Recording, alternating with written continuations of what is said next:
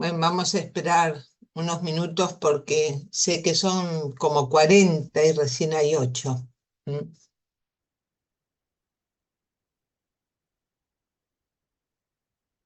Em, Vamos a esperar unos minutos más porque Carlos me dijo que el otro día más o menos eran 40 y recién hay 25. Vamos a esperar 5 minutos más.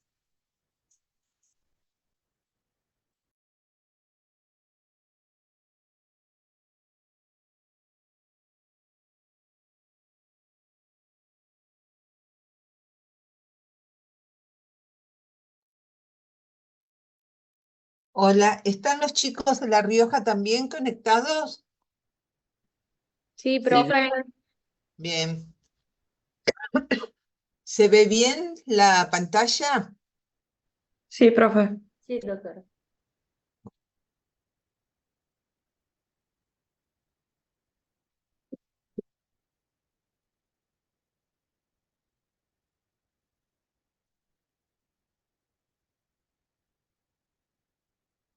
Bueno, voy a poner pantalla, a ver. Ahí está. Bien. Bueno, buenas tardes a todos los chicos de La Rioja. No sé si ya me vieron en otra oportunidad. Mi nombre es Patricia Fagoto y hoy vamos a dar manejo de la vía aérea. Los chicos de Buenos Aires ya tuvieron eh, el práctico antes de lo teórico. Eh, pero espero que los chicos de La Rioja en algún momento puedan ver esto en la parte práctica. Antes vamos a ver un poco la anatomía de la vía aérea, el tracto superior, de la cavidad nasal, la faringe, la laringe, el tracto inferior, tráquea, bronquios, pulmones. Y acá vamos, esto es importante, que es el paladar duro, el paladar blando, la lengua, la base de la lengua que se va a insertar en la rama del maxilar inferior. Esto es importante para cuando hacemos la apertura de la vía aérea, recordar la nasofaringe, la orofaringe y la laringofaringe. Acá tenemos la laringe con la epiglotis, que es el cartílago, acá la glotis con las cuerdas vocales y posteriormente vamos a encontrar el tubo digestivo. ¿Eh? Acá es exactamente lo mismo, pero recordando la anatomía nos va a resultar todo mucho más fácil para entenderlo. Vamos a recordar un poco lo de la circulación. Nosotros tenemos que la sangre va a circular del ventrículo izquierdo, nace la aorta y va a ir a todo el organismo. Va a regresar al ventrículo, a las aurículas derechas a través de la cava superior y de la vena cava inferior. De ahí a través de las válvulas va a pasar al ventrículo derecho. Del ventrículo derecho van a salir las arterias pulmonares con sangre desoxigenada hacia los pulmones para su oxigenación y de ahí nuevamente regresar a la aurícula izquierda, pasar al ventrículo izquierdo y nuevamente se realiza la circulación. El proceso de la respiración está formado, está integrado por la ventilación y difusión, por el transporte de oxígeno y la regulación de la respiración. La ventilación es el pasaje de aire entre el aire atmosférico y el alvéolo. En este proceso de la ventilación, luego se va a producir la difusión de los gases, que es la entrada del oxígeno a los capilares y la salida del dióxido de carbono. El transporte, recordemos que es con la hemoglobina, la hemoglobina y el oxígeno que están unidas en un 97% y el oxígeno libre en el plasma un 3%, que es el encargado de la presión parcial de oxígeno. Este oxígeno va a ser liberado por la hemoglobina a las células de los tejidos. Recordar que la difusión de los gases es siempre a través de una diferencia del gradiente de presión. Y la regulación hay una regulación de la respiración involuntaria y otra que es voluntaria. La involuntaria es la responsabilidad de la corteza cerebral, la protuberancia, el bulbo a través de los quimiorreceptores, los cuerpos aórticos en los cuerpos carotídeos y los receptores del bulbo, y luego la médula. En cambio, en la respiración voluntaria es responsabilidad de la corteza cerebral y de la médula. Esto es para tener una introducción. En los pasos en el manejo de la vía aérea es importante esto. Recuerden siempre la permeabilidad de la vía aérea. Yo no puedo ventilar, no puedo oxigenar a un paciente si no tengo una buena permeabilidad de la vía aérea. Tengo que asegurar una ventilación, tengo que oxigenar adecuadamente a ese paciente y tengo que establecer, si hay necesidad, de una vía aérea definitiva. Entonces, la permeabilidad para tener una permeabilidad, voy a contar con métodos manuales y métodos no manuales. Dentro de los métodos manuales para lograr una buena permeabilidad, tengo la maniobra que se llama elevación del mentón y extensión de la cabeza. ¿Cuándo puedo realizarla? Si yo tengo una lesión en la columna cervical, tengo que hacer una tracción de la mandíbula. Y dentro de los métodos no manuales tengo los mecánicos y quirúrgicos. Los mecánicos son todos los que van a utilizar los distintos dispositivos que ahora vamos a ver uno por uno, como la cánula de Guede, la cánula nasofaringea, la mascarilla laringea, el tubo laringea, el combitubo, el tubo traqueal y dentro de los quirúrgicos la punción percutánea cricotiroidea, la cricotiroidotomía, la punción percutánea de la tráquea y la traqueostomía quirúrgica. Entonces, ¿cómo se realiza la maniobra de la elevación del mentón y extensión de la cabeza? Si nosotros tenemos un paciente inconsciente, tenemos que recordar que la base de la lengua va a caer sobre el tubo traqueal, sobre el tubo, o sea, sobre la vía aérea, no traqueal, vía aérea respiratoria y lo va a obstruir. De la manera que nosotros logramos la desobstrucción es elevando el mentón con 2 dedos por debajo del mentón, colocando la mano sobre la frente, elevamos el mentón, extendemos la cabeza y de esta manera vamos a desobstruir la vía aérea. Si nosotros tenemos un paciente que no podemos hacer esta maniobra porque tiene una lesión en la columna cervical, tenemos que hacer la tracción de la mandíbula. Me coloco detrás del paciente, coloco los dedos, los 4 dedos por debajo de la rama del maxilar. Los dedos pulgares los puedo colocar acá en la región del pómulo, a mí me gusta más que en la región mentoniana, y voy a hacer una tracción de la mandíbula, también se llama alar la mandíbula, es un movimiento hacia arriba y hacia adelante de la mandíbula. Con esta maniobra, ¿qué voy a lograr?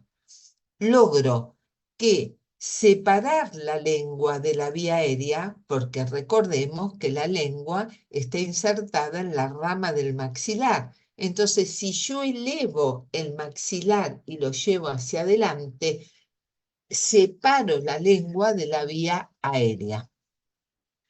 Y de esta manera nunca voy a movilizar la columna cervical.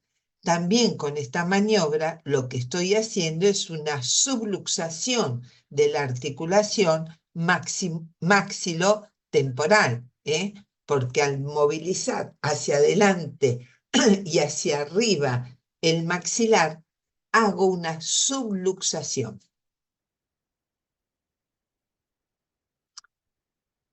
Si nosotros tenemos también para la permeabilidad, si nosotros abrimos la cavidad bucal y vemos un cuerpo extraño en la boca, lo que podemos hacer se llama maniobra del gancho.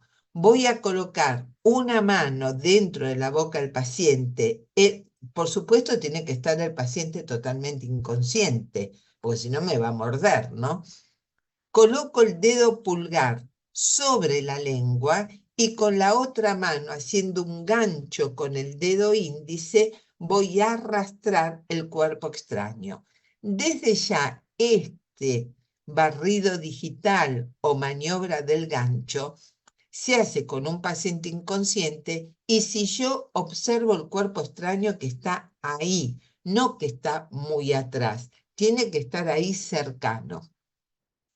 También una forma de abrir la cavidad bucal es la maniobra de los dedos cruzados o como uno abre un monedero, haciendo de esta manera y yo abro la vía bucal. Hago, directamente pongo los dos dedos y abro como un monedero dentro de la cavidad bucal. Si yo estoy haciendo un traslado en ambulancia de un paciente o estoy en la guardia y tengo un aspirador y yo tengo secreciones en la cavidad bucal, utilizando el aspirador lo puedo hacer, pero recordar que en el aspirador yo puedo tener un tubo, un catéter duro o un catéter blando. En general se utilizan los duros y se utilizan muy pocos segundos para aspirar dentro de la boca. Esto si hay sangre o si hay restos de vómito. Esto. Menos tiempo en los niños que en los adultos. Y si tengo un aspirador blando, ojo, no introducirlo demasiado dentro de la boca. Como para tener una medida de no introducir más allá del largo que hay entre la comisura labial y el lóbulo de la oreja. No más que eso. Eso también se puede utilizar si el paciente está traqueostomizado para limpiar el tubo endotraqueal. Y entonces, para mantener una buena ventilación, podemos usar estos dispositivos que se llaman cánula orofaringia, porque va a ir de la boca a la faringe, y hay de distintos tamaños. ¿Cómo saber cuál es el tamaño correcto? El tamaño correcto es la distancia que hay entre la comisura labial y el lóbulo de la oreja, o a mitad de la comisura labial y el ángulo maxilar. Si esta cánula es corta, lo que voy a hacer va a caer sobre la base de la lengua y de esta manera obstruimos más la vía aérea. Y si es muy larga, puedo llegar a dañar la epiglotis. Entonces, siempre buscar el buen tamaño de la cánula de Guedel, cánula de Mayo o cánula orofaringia. La cánula de Bergman es muy parecida, únicamente que en el cuerpo tiene fenestraciones que permite una mayor aspiración. Cuando yo aspiro la vía aérea, permite mejor una aspiración. En general, por lo menos en nuestro país, se utiliza la cánula de Mayo o de Guedel. ¿Cuál es la técnica para su colocación? Nos colocamos detrás del paciente. Agarramos la cánula de su parte oral o la parte superior con los dos dedos de la mano del médico o del enfermero que es mano dominante. La parte cóncava tiene que estar mirando la nariz del paciente voy a arrastrar la parte inferior por el paladar duro y cuando llego al paladar blando, que voy a tener una sensación distinta, hago una rotación de la cánula de 180 grados y la cánula queda perfectamente colocada. ¿Recuerdan que esto lo hicimos en el práctico? Sí, profe. Bien. Sí, doctora. En un lactante, que esto en el práctico creo que no se los dije, en el lactante no se puede hacer una rotación de 180 grados. Entonces, directamente con un baja lengua bajamos la lengua y colocamos la cánula directamente con la concavidad como tiene que ir. No realizamos el giro de 180 grados en un lactante. Lactantes hasta el año, ¿eh? Bien, cánulas nasofaringias. Esto es importante. Las cánulas orofaringias se van a utilizar solamente en pacientes inconscientes. ¿Por qué? Porque si yo lo uso en un paciente semiconsciente, lo que va a provocar es la sensación de tos, de náusea o de vómito, y eso me va a empeorar y puedo llegar a producir una obstrucción cuando el paciente está por vomitar, una obstrucción de la vía aérea, ¿no? Entonces, en el caso que el paciente esté consciente o semiconsciente y yo quiero asegurar la permeabilidad de la vía aérea, voy a utilizar la cánula nasofaringia. Las cánulas nasofaringia son de silicona, de distintos tamaños. En el práctico no hemos visto esto porque no teníamos, perdón. Entonces, ¿cómo? También acá tengo que ver qué tamaño voy a utilizar. Entonces, tengo que tomar la distancia que hay entre la punta de la nariz del paciente al lóbulo de la oreja. La anterior era de la comisura al lóbulo. Esta es de la punta de la nariz al lóbulo de la oreja. Me pongo detrás del paciente. Voy a la cánula le voy a colocar toda una solución, un hidrogel, por fuera. Voy a elegir la narina más grande del paciente, que en general en los pacientes del lado derecho, después obsérvense ustedes mismos cuál es la más grande, en mi caso también es la derecha, pero en general es la derecha. Entonces me coloco detrás del paciente, voy a colocar la sonda en forma perpendicular, y voy haciendo movimientos como de rotación, despacito, para ir colocándola, y en algún momento voy a sentir como que estoy pasando una obstrucción, hago un poquitito de empujo un poco y ahí pasa directamente. Va a estar bien colocada cuando yo hago abrir la boca del paciente y veo el extremo inferior por detrás de la úvula del paciente. Ahí está bien colocada. No tiene que estar ni por arriba de la úvula ni por debajo de la úvula. Por detrás de la úvula. Por supuesto, esto, chicos, es cuestión de práctica y es después quién está acostumbrado. Yo siempre utilicé la orofaringia en general, pero lógicamente en pacientes inconscientes. Si el paciente no está del todo, o sea, está semiconsciente o está despierto, hay que usar la nasofaringia. Por supuesto, está contraindicada la cánula cuando yo tengo una, ¿cómo se llama? Una fractura de base de cráneo. Máscara laringea.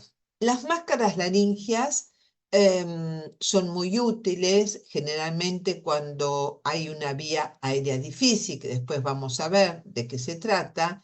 Está formada con una mascarilla, también llamada balón, o también van a ver que se la llaman cuff, con un tubo por donde va a circular el aire y un balón de inflado por donde yo voy a meter el aire para que esta mascarilla se infle. Lo tengo que colocar desinflado y una vez que está colocada, entonces ahí recién lo voy a inflar. Entonces, ¿cómo hago? Tengo la máscara laringea. ¿Cómo la utilizo? Me pongo detrás del paciente. Agarro el tubo en el extremo inferior del tubo, cerca del cuff o de la máscara, y entonces ahí como un lápiz. Me pongo detrás del paciente y como un lápiz lo voy a ir a introducir en la boca. Una vez que está en la boca, con el dedo índice lo voy empujando hacia abajo, ¿ven? Lo voy empujando y va a estar colocado sellando a la laringe y acá la máscara tiene como una marca negra que tiene que quedar a la altura de los incisivos. Y ahí va a estar colocada, lo voy a conectar al ambú, al dispositivo para ventilar. Pero hay muchos tipos de máscara laringea que se llaman de distinta generación. Está la máscara laringea de primera generación, máscara laringea de segunda y de tercera generación. Cada vez las fueron haciendo más mejores, con más técnica. Esta, por ejemplo, que es la máscara laringea Proceal, es una máscara laringea que ustedes ven que no tiene un tubo, tiene dos tubos separados. Un tubo que es para el aire, para ventilar, y un tubo que va a ser para absorber las secreciones que vienen del tubo digestivo. Entonces, por acá, que va a terminar en el extremo inferior del cuff, y de esta manera, por acá aspiramos las secreciones y por el otro tubo vamos a ventilar. Y desde ya, esta es la válvula de inflado para el cuff. Y de la parte trasera de este cuff está mejor reforzada y hace un buen sello en la laringe. La mascarilla laringea es un dispositivo supralaringeo. Entonces, esta es otra, mascarilla Supreme.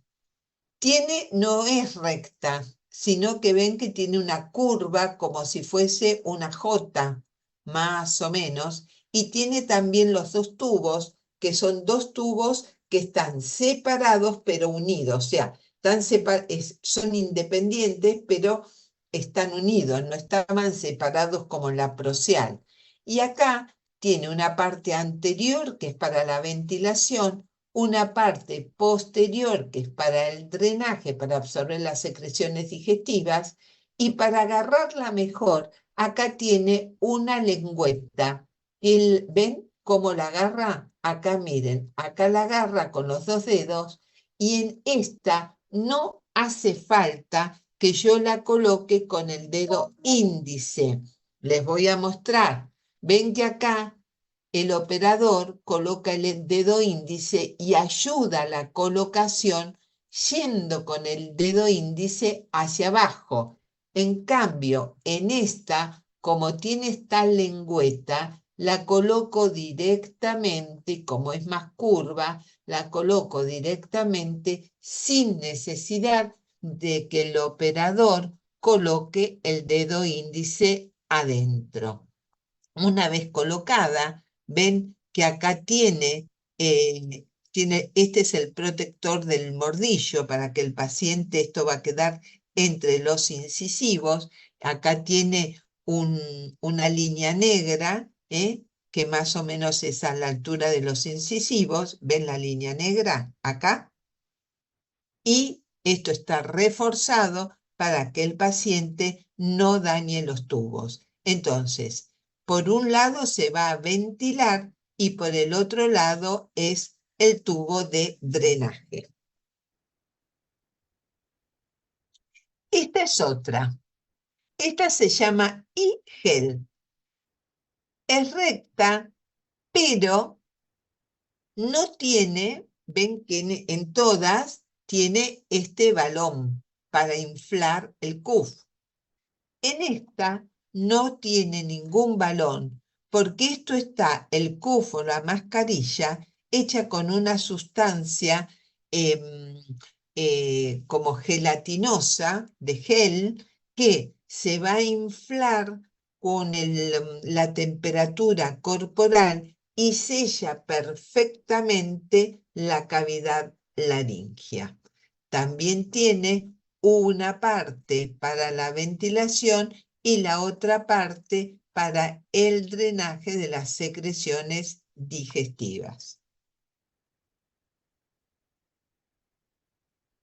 Este es otro tipo de mascarilla que no es apta en pediatría, no está en pediatría y que tiene la forma bien de una J, pero observen que tiene una parte metálica, que las otras no, y tienen una manopla metálica muy grande. Acá se utiliza esta mascarilla que se llama Fast Track. Fast Track es muy utilizada cuando el anestesista tiene una vía aérea difícil, no puede intubar en la forma clásica y utiliza esta mascarilla laringea con un tubo endotraqueal adecuado para esta mascarilla. También tiene la válvula o balón para inflar el CUF, y este es el balón para inflar el tubo endotraqueal. ¿Cómo se coloca? ¿Ven? Acá está la mascarilla con esta parte que tiene la parte metálica, esto que es la manopla para agarrarla, esto que es un tubo estabilizador, y bueno, entonces tengo que verificar antes de la colocación que esto esté desinflado, me coloco detrás del paciente, agarro de la manopla, la voy a colocar directamente sin colocar el dedo índice. Una vez que yo tengo la mascarilla colocada, agarro el tubo endotraqueal, que el tubo endotraqueal es un tubo especial, que es recto, que va a venir en una bolsita junto con la mascarilla, y voy a colocar el tubo endotraqueal adentro. Una vez que yo tengo el tubo endotraqueal adentro, tengo que sacar la mascarilla. Entonces, coloco el tubo endotraqueal. Después agarro esto. Observen bien, agarro este tubo estabilizador, lo coloco por arriba del tubo endotraqueal.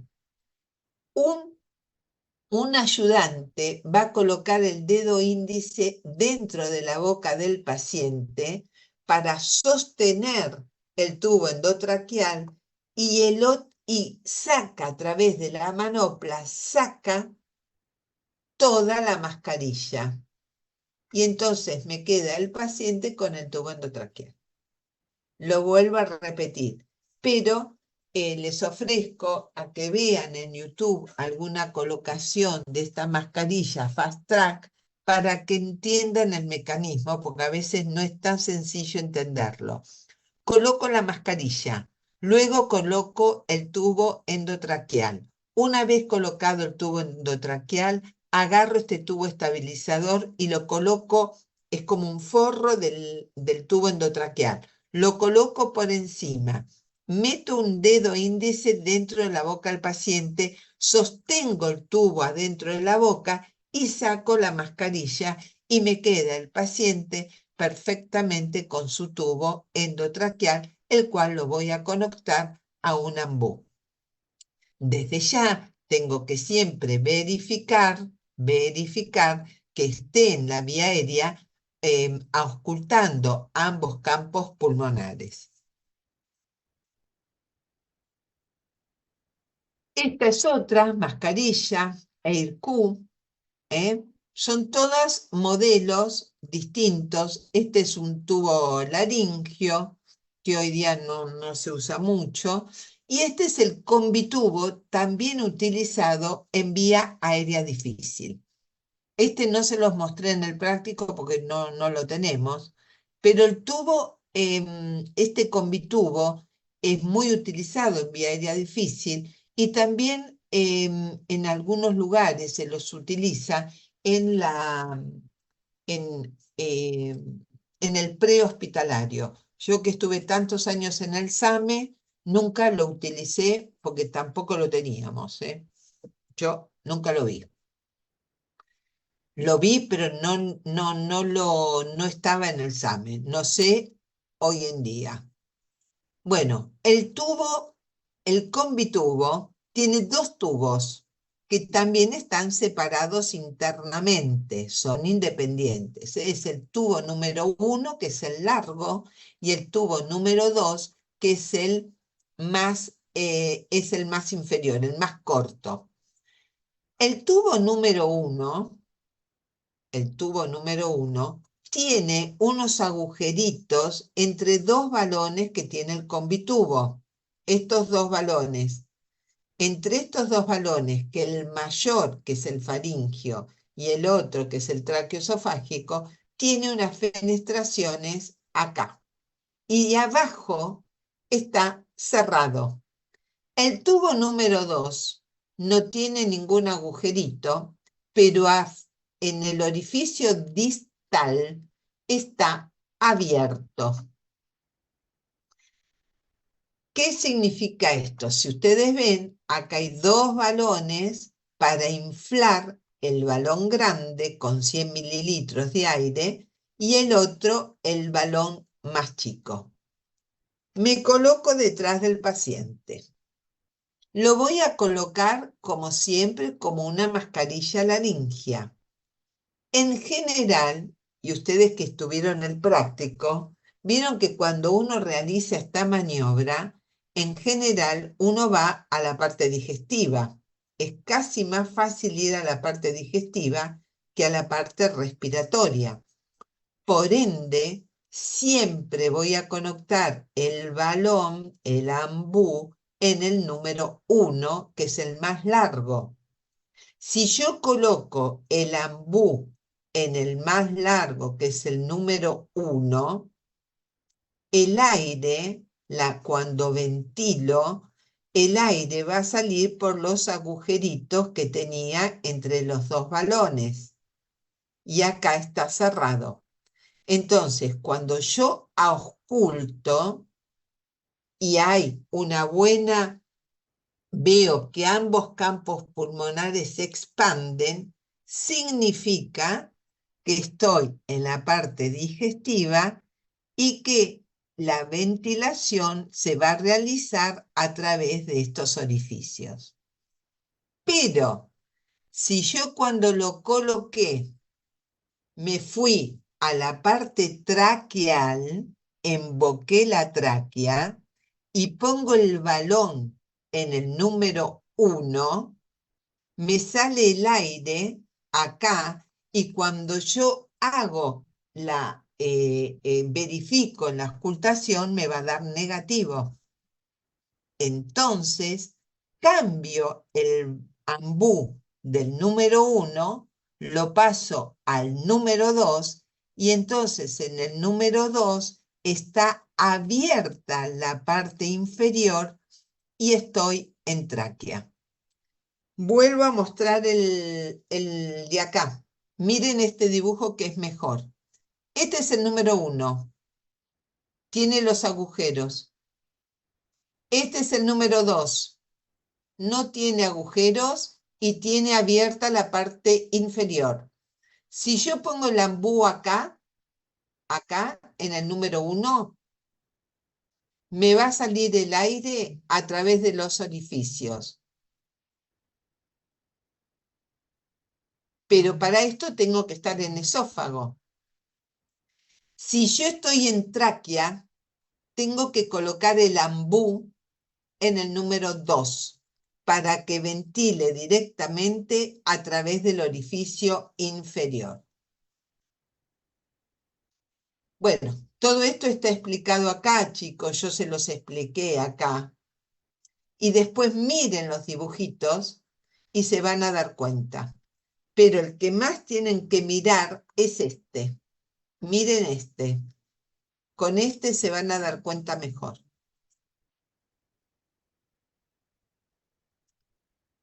¿Qué problema tiene este combitubo? Se utiliza en una vía aérea difícil, que ahora vamos a ver a qué se llama vía aérea difícil, pero no se puede utilizar más de 2 horas en el paciente porque provoca retención de dióxido de carbono.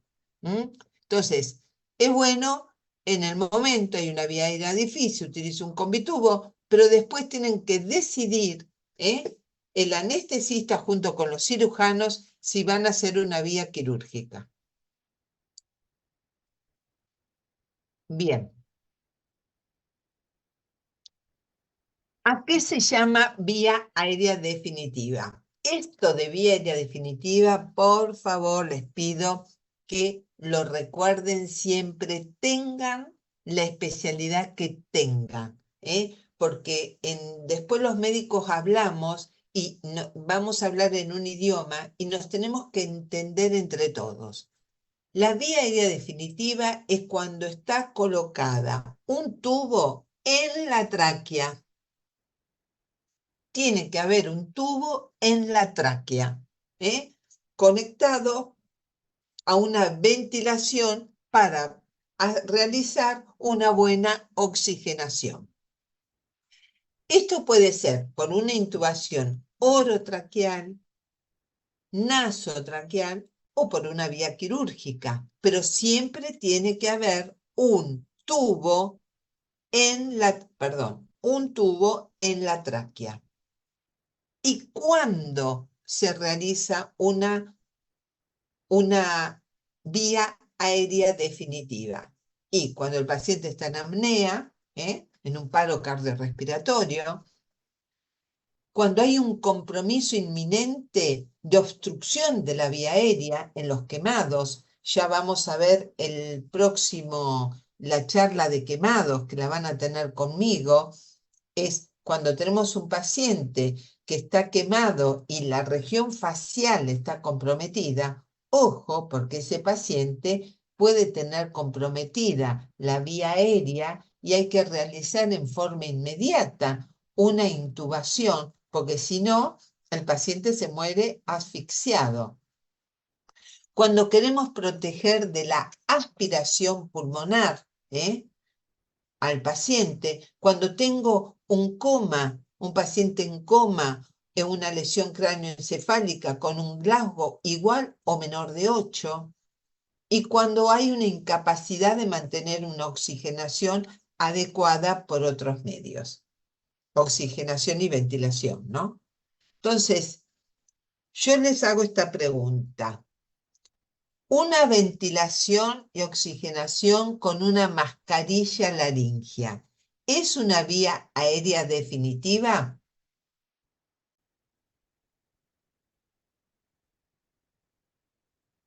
Bien, no escuché nada, pero veo movimientos de cabeza.